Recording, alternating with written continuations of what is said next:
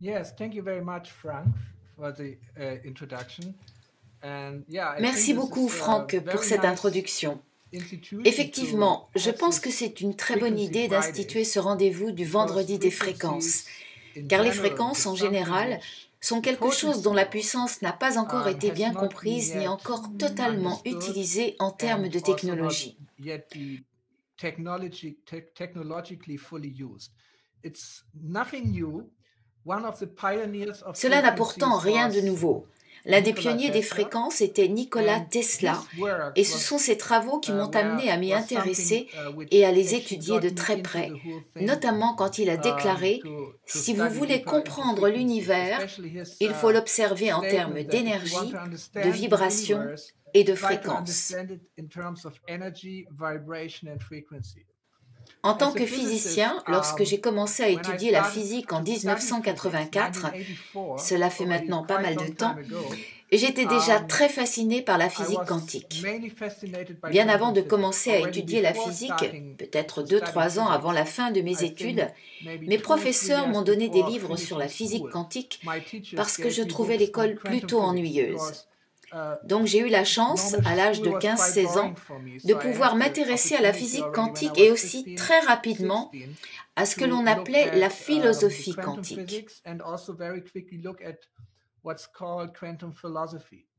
And already when I was 18, I contacted Et dès a l'âge de man 18 who ans, j'ai was very contacté un famous in homme qui était Germany at the très célèbre time. en Allemagne à His cette name was époque Carl et qui Friedrich von s'appelait Carl Weizsäcker. He was the Friedrich von brother of our Weizsäcker. president that C'était le time, frère de but notre président de he l'époque, was mais surtout l'un des one of the physiciens les plus greatest renommés au physicists moment de la during the time découverte de la when physique quantum quantique. physics was discovered. So he was quite old already. So Il était I déjà started âgé to et j'ai eu la communicate chance de very pouvoir early with communiquer him. rapidement avec And lui. his Sa main work principale was on recherche quantum portait sur la philosophy to philosophie understand quantique. how Il the voulait changes in comprendre comment les physics changements au niveau de la affects physique the human affectent life, la vie our humaine, understanding of ceci who pour we are, comprendre qui nous and our sommes, understanding of what pour the comprendre universe de is, quoi se and also compose why we are l'univers et here. pourquoi nous sommes là. Weizsäcker actually, he En wanted to fait, ce study que voulait originally Weizsäcker à l'origine, philosophy, but it c'était was Werner étudier la Heisenberg who philosophie. convinced him, Mais Werner says it doesn't make Heisenberg l'a sense to alors study convaincu que philosophy cela ne anymore. rimait à You have rien to first d'étudier la study philosophie physics et qu'il devait avant because tout se consacrer à l'étude the de la new physique. facts Parce from que, disait physics Heisenberg, change les nouvelles completely découvertes how we issues de la see physique life, changent how we complètement see notre façon de voir consciousness, la vie, and notre how we façon d'aborder la understand what's conscience meaning. et So notre façon d'en physics as the comprendre la basis of signification. philosophy. This was my understanding when I was Donc la 16. So physique en already tant that que time fondement de la I philosophie, decided to c'était study ce que j'en comprenais physics. quand And j'avais 16 ans. okay, Et university donc was à cette quite époque, boring. j'ai One décidé had to d'étudier la go physique. through Ok, everything like l'université était plutôt mechanics ennuyeuse. and the J'ai dû mathematical passer par basics, l'étude which de I tonnes de already choses knew. comme la mécanique, les But mathématiques, I des bases que waited je for the connaissais moment déjà. when quantum Mais ce que physics was j'attendais, on the c'était le plan. moment où on allait But I was aborder la as physique disappointed quantique. as before Et because ma my déception n'a fait teachers qu'augmenter, car mes my professeurs professors were enseignaient la teaching physique quantum quantique comme physics si c'était quelque as if it chose de would be très something compréhensible, completely juste un peu technique qu'on understandable, maîtrisait just depuis something longtemps. technical which we have mastered long time ago. But one of the greatest father, I would Mais say comme one of the disait grandfathers Weizsäcker, of l'un des quantum plus grands physics, he précurseurs, said, je if dirais you're même not l'un des shocked grands-pères de la by physique quantum quantique, physics, il it means disait you didn't « Si vous understand n'êtes it. pas So my stupéfait, ébahi professors par were la not physique shocked. So I quantique, was cela very veut much dire que vous ne sure l'avez pas they comprise. » didn't understand Mes it. So profs I n'étaient pas changed stupéfaits, donc university. j'étais I absolument sûre qu'ils n'y went avaient to, rien compris. after my pre-examinations, Donc went j'ai to changé Heidelberg d'université. philosophy and Et après mon continued premier my studies. cursus, And j'ai pris une it autre was there orientation already et je that suis I allée continuer realized des études that de philosophie à studying Heidelberg. science will Et c'est not là que j'ai answer the réalisé qu'étudier questions. la science It ne will répondrait put a pas à lot mes of questions. questions, Cela but it will soulèverait not plutôt answer nombre de them. So that questions time sans I vraiment y decided I répondre. need to go a different way C'est à ce moment-là que to je me suis dit qu'il fallait que answer or j'emprunte find une answers on autre these voie great pour trouver des questions. réponses à toutes ces What is the grandes questions universe? que Where does sont it come from? Who qu'est-ce que am I? What is l'univers? my D'où relationship to vient-il? this world? Qui suis-je? And what is the meaning Quelles of sont life? mes relations So avec ce I monde? understood Quel that est le time sens de that la vie? science needs to be connected to Donc j'ai compris que la spirituality, science devait and être reliée à la spirituality is a spiritualité. completely different thing. Et la It spiritualité doesn't est une mean to chose go totalement external, différente. to Cela go ne to veut pas the dire sortir de soi, to go aller à outside, but l'extérieur, it means to mais go plutôt inside. aller And it's en also soi, à l'intérieur de soi. kind of a Et c'est aussi une science. sorte So de that time I science. decided to Et become a donc, à cette monk when I époque, was j'avais alors 21. 21 ans, This was j'ai décidé de devenir quite moine. adventurous decision Ce fut une And I décision spent a plutôt lot of time in aventureuse India et for j'ai 10 passé beaucoup de years. temps en Inde, Went to the 10 ans, notamment Himalayas dans and l'Himalaya. um, Au almost total, j'ai été altogether moine 12 pendant years une I douzaine spent as a d'années. monk. Et depuis And cette époque, ma since vie that repose time, sur ces deux I had fondements. these two D'une part, la fundamentals science, for my en life. particulier la One was physique science, especially quantique, et physics, de l'autre, quantum la physics. The spiritualité, other was mon spirituality, expérience my pratique de la practical spiritualité. experience in spirituality. So the rest of my life until now, Et depuis cette I époque used jusqu'à maintenant, j'ai passé to le put reste these de two ma vie strings together, à réunir ces deux combine éléments these two afin de les sides. And combiner. I believe Et je for crois our vraiment que dans la present situation situation, présente, it's il est so de la plus much haute important importance to d'unir integrate intimement science and la science spirituality. et la Because spiritualité. science without Parce que sans la spirituality is spiritualité, la blind. science est aveugle. It, Et sans la and science, la spirituality spiritualité est without plutôt science is incomplète. kind of lame. Donc So nous we avons need to besoin put de them les together réunir pour to obtenir have un moyen a puissant, mais aussi powerful but sage also et a avisé wise d'affronter ce way monde. to deal with this world. And this is what I'm very much convinced about. Et c'est quelque chose dont je suis absolument convaincu. C'est comme si la science traitant de la matière était un corps et la spiritualité traitant de la conscience était une psyché plus profonde. Comment l'une pourrait-elle exister sans l'autre? Donc il s'agit de les réunir. Et la question, celle que je me suis toujours posée, c'est qu'est-ce qui réunit le corps et l'esprit? Qu'est-ce qui réunit la matière et l'esprit? Comment est-ce qu'ils communiquent? Comment est-ce qu'ils se parlent? Et cela nous amène à aujourd'hui, à ce vendredi des fréquences. Ce langage qui permet à la conscience et la matière, à l'âme et au corps de communiquer, ce sont les fréquences. Les fréquences sont un langage que notre corps comprend. Les fréquences sont un langage que nos cellules comprennent. Mais l'autre caractéristique des fréquences, c'est leur dimension spirituelle, en termes de nombre, de représentation de l'information, ce qui est aussi compris par quelque chose qui est proche de la conscience, de notre psyché. Pour aller plus avant dans ce domaine, car ce n'est pas vraiment le moment ni l'endroit, sachez qu'en physique quantique, tout à l'origine n'est qu'information. Mais cette information informe l'énergie, et la façon dont l'information informe l'énergie, c'est en délivrant l'énergie via des vibrations, et la qualité, de même que la quantité la plus significative de la vibration, c'est la fréquence.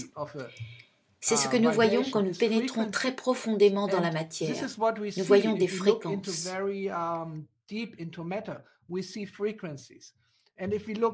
Lorsque nous regardons très loin dans l'univers, nous le faisons grâce aux fréquences. Donc c'est quelque chose qui relie le microcosme au macrocosme, qui relie la matière et l'esprit.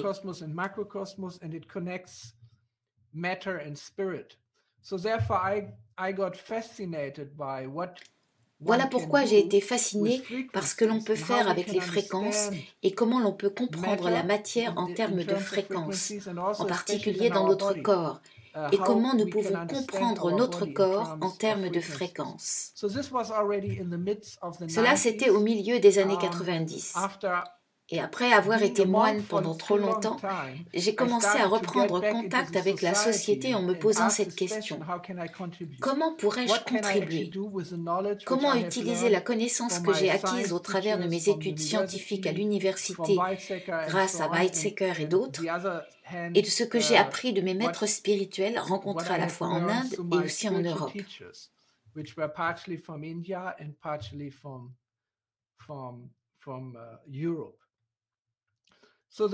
Donc la première chose à laquelle je me suis intéressée, c'est à ce que faisaient les fréquences dans notre corps. Il y a tellement de niveaux différents. En fait, tous les organes, les yeux, les oreilles, notre système neuronal, tous communiquent sur la base de fréquences. Donc il existe une large gamme de fréquences. J'ai écrit mon premier livre sur l'importance des fréquences pour la vie en 1997. Il s'intitulait « Les champs de la vie ». À cette époque, j'avais déjà une assez bonne compréhension de l'importance des fréquences et de la façon dont on peut également les utiliser pour guérir d'une autre façon. Mais il manquait quelque chose de très important. Et comme toujours dans ma vie, les choses importantes, les impulsions créatives me sont venues au travers de rencontres avec des gens. Ce fut une rencontre très importante, une personne que j'ai rencontrée en 1998. Cette personne était un physicien qui avait étudié la physique avec Werner Heisenberg en personne. Heisenberg était l'un des pères fondateurs et inventeurs de la physique quantique. Il vous faut savoir que le principe d'incertitude d'Heisenberg est un principe très important en physique quantique.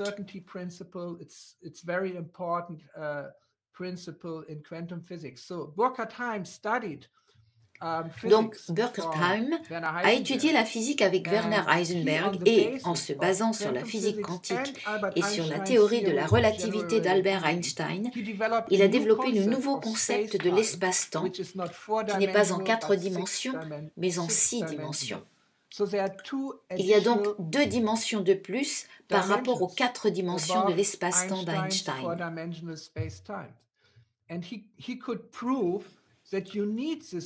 Et il a pu prouver que ces 2 dimensions supplémentaires sont nécessaires pour permettre la connexion entre la physique quantique et la théorie de la relativité.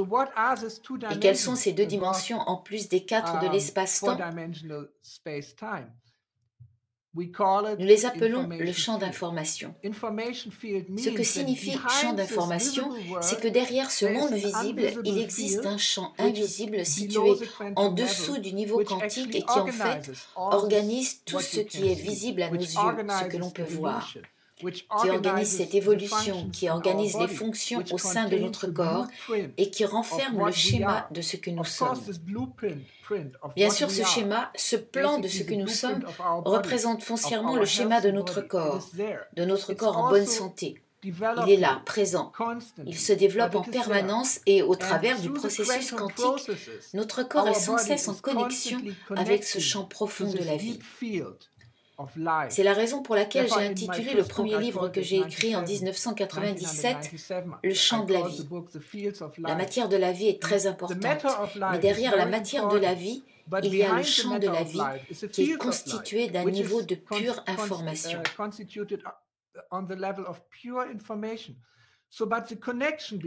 Donc la connexion entre le champ de la vie et notre corps se fait par le biais des fréquences. Des fréquences qui se manifestent au niveau électromagnétique. Les fréquences traduisent l'information à la matière. C'est tellement important.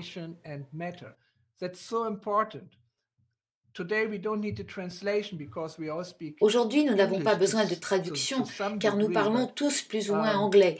Mais pour ce webinaire européen qui réunit de nombreuses nationalités, nous avons besoin au moins de traduction de l'allemand vers l'anglais. Donc, entre 2 systèmes, il est nécessaire d'avoir une traduction.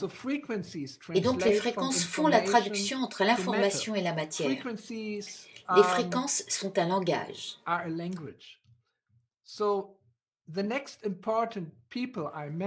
Ensuite, j'ai rencontré 2 autres personnes importantes. Le premier, c'est Nuno Nina, et l'autre, le docteur Caroline McMakin des États-Unis. Ces 2 personnalités formidables, médecins et chercheurs extraordinaires, ont consacré leur vie à faire de la recherche appliquée sur le langage des fréquences.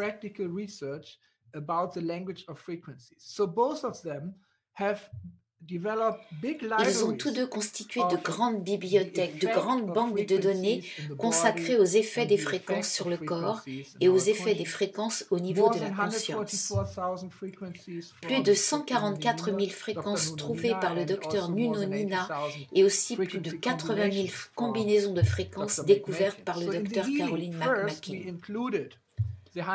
Donc, dans les ILI, nous avons d'abord inclus les 144 000 fréquences du docteur Nuno Nina, dont on pourrait dire qu'elles représentent la banque de données à partir de laquelle on transfère des fréquences d'un côté à l'autre.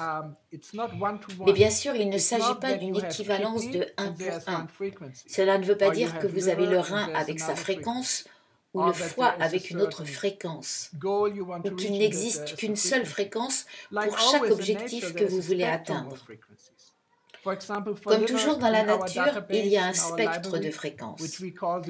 Par exemple, pour le foie, dans la base de données de notre bibliothèque, et que nous appelons les fréquences d'or, parce qu'en fait elles sont bien plus précieuses que l'or, nous avons plus de 900 fréquences pour le foie, plus de 1000 fréquences pour le rein, parce qu'il s'agit de l'intégralité d'un large spectre.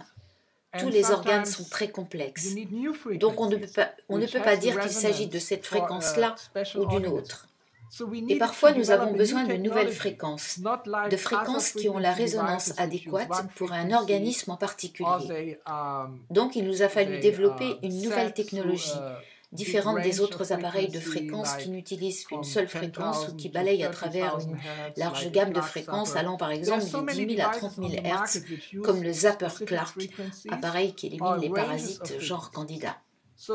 Il y a des quantités d'appareils sur le marché qui utilisent des fréquences spécifiques ou des gammes de fréquences. Nous avons une approche totalement différente.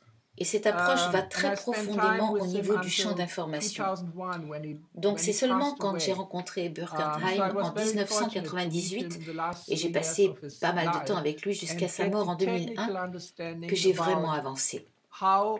Donc j'ai eu beaucoup de chance de le rencontrer 3 ans avant qu'il ne disparaisse, ce qui m'a permis d'acquérir la compréhension technique expliquant comment l'espace en 4 dimensions est contrôlé par le champ d'information et comment, au travers du processus quantique, on peut faire descendre l'information en provenance des 5e et 6e dimensions, depuis le champ de la vie jusqu'à notre niveau qu'est l'espace en 3 dimensions au sein du temps. Et dès que Burkhardt m'a fait découvrir cette connaissance, comme je l'ai dit, cela remonte à 2001, année de sa disparition. J'ai dû lui promettre que la connaissance qu'il m'avait transmise, et qui est une connaissance très sensible, j'ai dû lui promettre que je ne l'utiliserais que pour faire du bien à un maximum de gens. C'était de la plus haute importance pour lui, parce qu'il avait un sens très élevé de la responsabilité d'un scientifique. Il comprenait vraiment la responsabilité qui incombe à quelqu'un doté d'une connaissance. Rien à voir avec les scientifiques et les chercheurs d'aujourd'hui qui, lorsqu'ils découvrent quelque chose, se contentent de dire « Voilà, à vous de jouer, faites-en ce que vous voulez, allez-y, gagnez de l'argent avec ». Plus vous maîtrisez un domaine, plus vous possédez d'aptitudes, et plus la responsabilité de ce qu'il adviendra de votre découverte vous incombe. Et les 2 professeurs de Burkhardt n'étaient autres que Werner Heisenberg et Carl Friedrich von Weizsäcker. Ce sont ces 2 scientifiques qui sont à l'origine de la connaissance permettant de construire une arme nucléaire. Donc tous les 2, en particulier après la Seconde Guerre mondiale, étaient très conscients de la responsabilité des scientifiques. La découverte de Burkhardt fut si sensible que durant les années 50 et 60, il fut surveillé par les services secrets allemands et américains. Werner von Braun, un scientifique allemand qui a développé le programme Apollo pour aller sur la Lune, était en contact permanent avec Burkhardt parce qu'il voulait utiliser ses connaissances pour mettre au point un nouveau moteur pour aller dans l'espace, moteur fondé sur la gravitation, les ondes gravitationnelles que Burkhardt avait découvertes.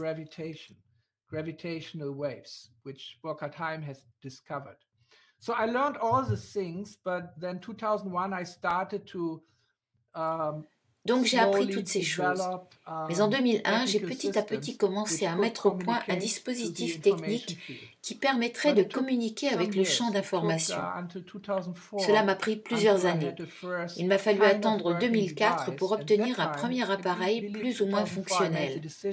Et à cette époque, je crois que c'était en 2004, j'ai pris une décision. Ce sera la partie intégrante d'un dispositif médical qui peut aider les gens à être en bonne santé. J'étais encore loin du but, car je ne suis pas un expert dans le domaine médical. Mais j'ai rapidement rencontré une autre personne, une dame déjà âgée à cette époque, qui avait consacré une grande partie de sa vie à aider, qui possédait une très longue expérience en matière de soins en tant que thérapeute.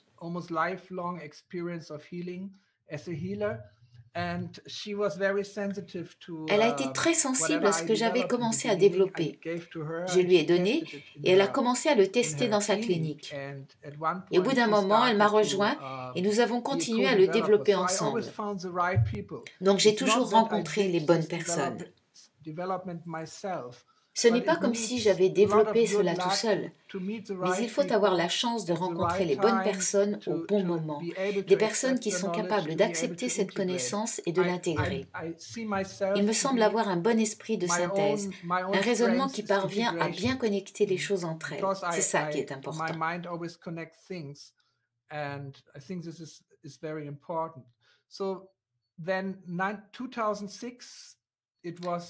En 2006, l'appareil était au point. Je me souviens, je me trouvais, comment ça s'appelle, sur la Nordsee en Allemagne. Il ne s'agit pas d'un océan, mais d'une mer, la mer du Nord. Je me trouvais sur une île durant des vacances d'été avec ma famille. Je regardais les vagues et j'avais à l'esprit cette question. Comment pourrait-on appeler cet appareil? Et soudain, j'ai eu la réponse. Une réponse que m'envoyait la mer. C'est ainsi qu'est né Time Waver, pour onduler au-delà du temps, pour communiquer par ondes via les fréquences au-delà du temps. Et le temps, c'est l'articulation entre la troisième dimension en bas et les cinquième et sixième dimensions au-dessus. Vous vous souvenez du modèle en 6 dimensions de Durkheim? Il y a 3 dimensions de l'espace, la 3D, la 4e est le temps, et ensuite il y a les 5e et 6e dimensions qui représentent le champ d'information. Le temps se situe entre notre monde et l'autre monde. Donc il nous faut traverser le temps. Traverser le temps est possible via quelque chose de très rapide en durée, comme les fréquences. Elles sont fugaces, elles sont très rapides en temps. Ce sont des éléments du temps, comme les photons. Les photons sont des faisceaux de fréquences qui se déplacent sans temps à travers l'univers. C'est quelque chose de très mystique.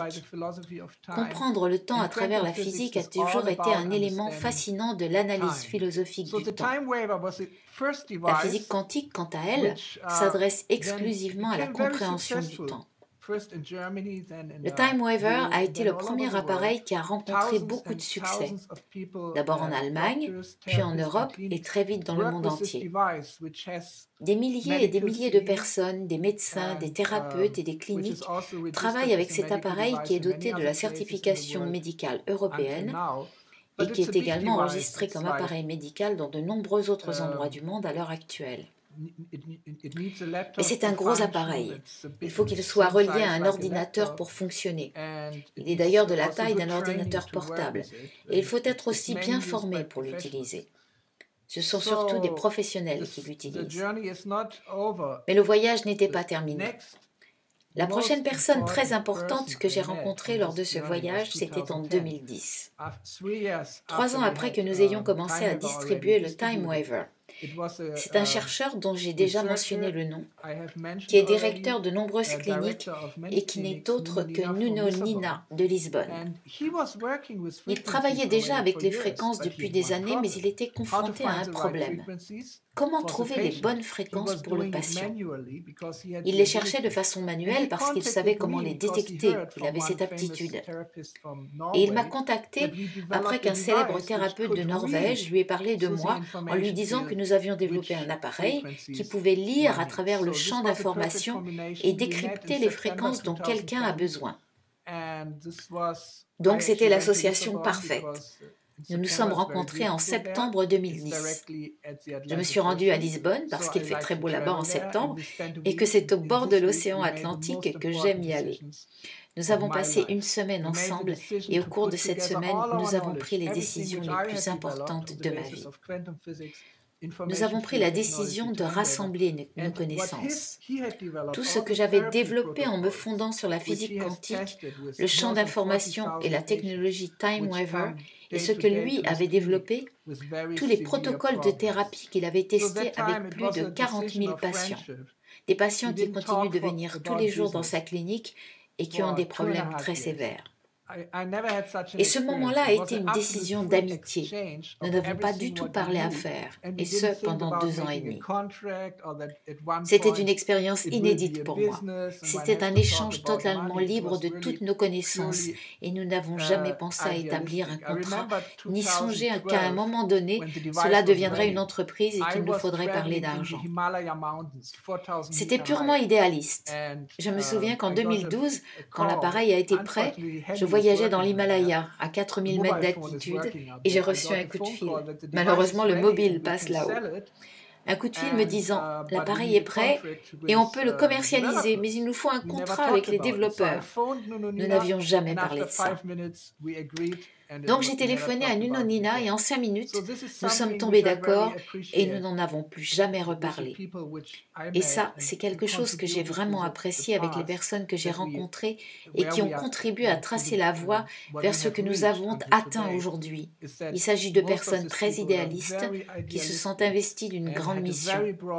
Pas seulement en ce qui concerne la technologie que j'ai développée ou la science qu'ils ont intégrée, mais comment elle peut bénéficier au monde. Donc en 2012, notre premier appareil à fréquence était prêt. L'appareil qui allait chercher les fréquences dans le champ d'information pour les appliquer directement aux patients via un micro-courant qui module le passage des fréquences.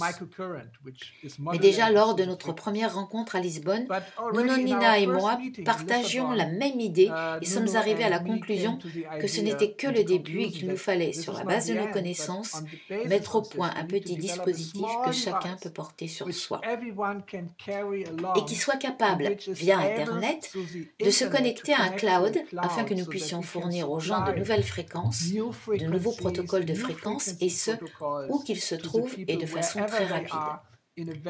Ce nouveau développement nous a encore pris 7 ans, notamment pour les spécifications médicales qui étaient très complexes, car il ne s'agit pas seulement de la certification du matériel informatique, mais de la connexion au smartphone, de la connexion du smartphone au cloud. Et il faut que le cloud soit certifié comme dispositif médical. C'est une chose dingue à faire. Cela nous a demandé plusieurs années, mais nous avons tous ensemble obtenu ces certifications. Et récemment, nous avons aussi obtenu l'autorisation de mise sur le marché de la FDA pour notre dispositif. La FDA est l'équivalent de l'ANSM, Agence nationale de sécurité du médicament aux États-Unis. L'appareil dont je parle est le plus petit des membres de notre famille, c'est le Healy. Déjà, le nom Healy est court, sympa. C'est un objet très personnel qu'on aime porter sur soi, près du corps. Et la raison pour laquelle on le porte très près du corps, en général je l'accroche là, en général je le mets là afin qu'il soit proche parce que si le Healy est très près du corps, il entre en résonance avec le champ de votre corps. Et la résonance avec le champ de votre corps se fait via un centre quantique qui traduit l'entropie, la mesure du désordre, qui est reliée au champ d'information en fréquence.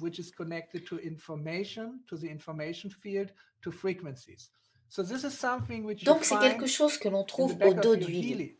Je sais que la plupart des gens qui regardent maintenant se trouvent aux États-Unis. Et aux États-Unis, vous n'avez pas encore le Healy. Vous l'aurez très bientôt. Et après la conférence, nous vous dirons très probablement quand vous pourrez commander votre Healy.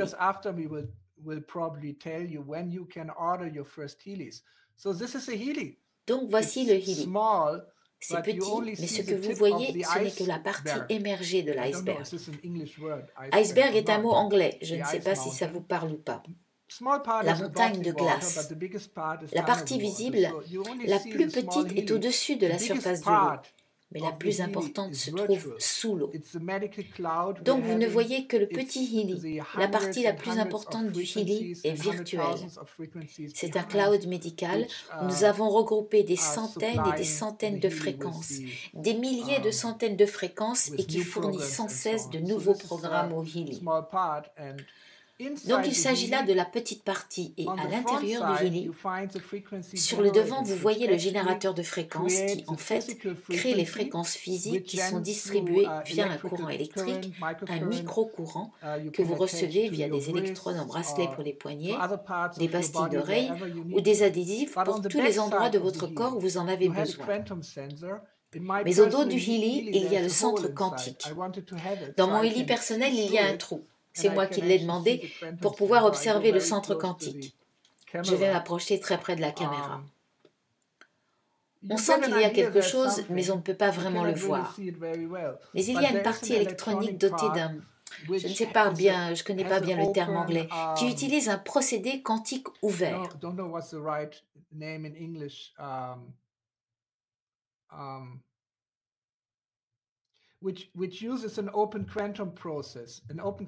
Un procédé quantique ouvert est un procédé où le résultat n'est pas soumis aux lois de la physique, mais qui se produit via une impulsion quantique créative.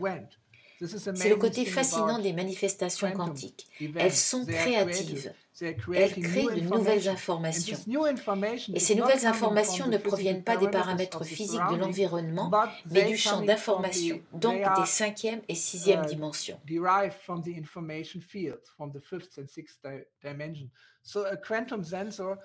Donc le capteur quantique se connecte avec les 5e et 6e dimensions.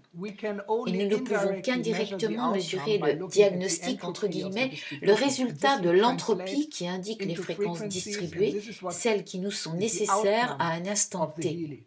Et c'est cela la puissance du Healy. Donc, quand vous téléchargez un programme dans le Healy via le smartphone, via une application qu'il suffit de télécharger, vous sélectionnez le programme que vous souhaitez utiliser. Par exemple, aux États-Unis, le Healy sera... Oh non, ce n'est pas le moment. Parlons plutôt de l'Europe. En Europe, le Healy est conforme aux normes européennes et reconnu comme dispositif médical pour soulager la douleur, mais aussi pour beaucoup d'autres indications que je ne souhaite pas aborder ici, parce que ce sera mentionné différemment aux États-Unis.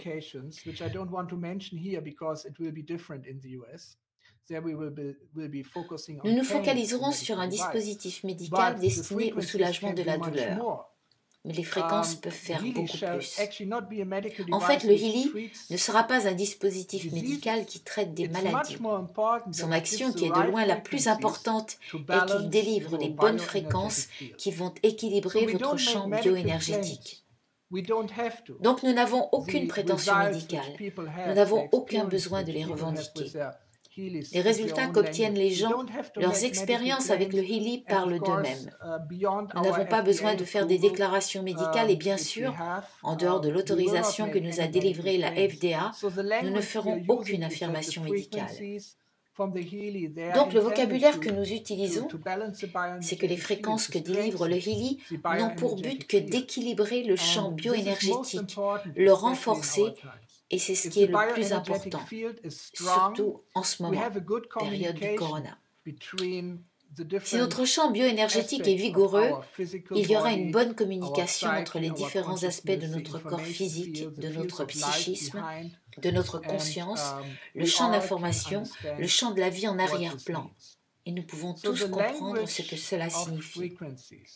Et pour le langage des fréquences, nous avons une banque de fréquences dans laquelle se trouvent les 144 000 fréquences de Nunonina, qu'on peut regrouper en plus de 1000 catégories. Et lorsque vous téléchargez un programme de fréquences dans votre Healy, vous avez accès à quelques 400 fréquences pour un seul programme.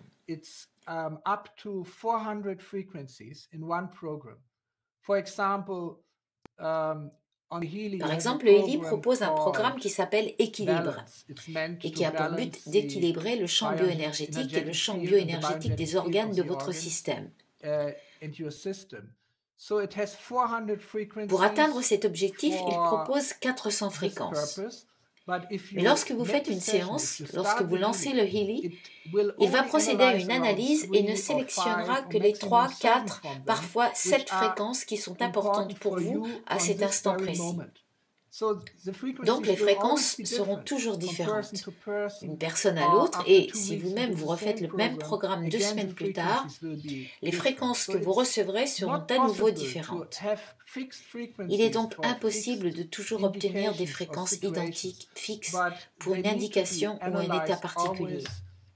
Car cet état doit toujours être analysé au moment où vous appliquez ce programme. C'est là la grande force du Healy. Pour le décrire autrement, il s'agit de la combinaison entre la technologie des fréquences qui propose 144 000 fréquences, les fréquences d'or, avec le capteur quantique qui connecte le Healy au champ d'information. Ces deux choses sont absolument uniques. Et si ensuite vous connectez le Healy au cloud, qui est un réseau global d'échange d'informations entre les thérapeutes et les gens à travers le monde, alors il s'agit de quelque chose qui peut apporter un véritable changement sur cette planète. Et c'est notre souhait, le but que nous poursuivons depuis plus de 15 ans. et nous aimerions voir le Healy dans 100 millions de familles sur cette planète, ce qui veut dire qu'1 milliard de personnes pourraient utiliser les fréquences et cela aurait un impact sur les 6 ou 7 milliards d'autres personnes sur cette planète. Je crois que c'est une grande vision et nous ne pourrons bien sûr la réaliser que si nous intégrons ce fabuleux marché que représentent les États-Unis. Donc je suis vraiment très emballée à l'idée que nous entamons la première étape. En fait, non, il ne s'agit pas de la première étape que nous avons franchie il y a 1 an. Nous entamons maintenant la dernière étape, ce qui vous permettra de pouvoir enfin commander votre Healy et en faire votre propre expérience.